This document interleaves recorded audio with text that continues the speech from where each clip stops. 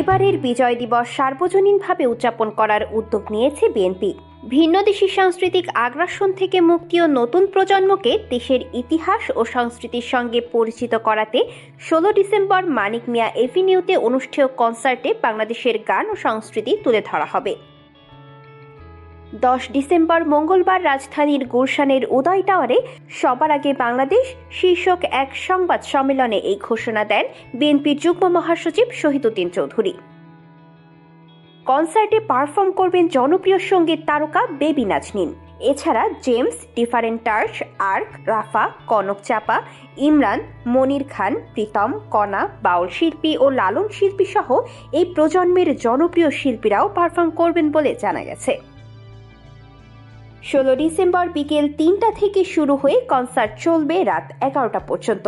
তরুণ প্রজন্মকে এই কনসার্টে আসার আমন্ত্রণ জানিয়েছেন বিএনপি নেতা শহীদউদ্দিন চৌধুরী অ্যানি। জারিন ফাতিমা, ঠিকানা নিউজ ডেস্ক রিপোর্ট।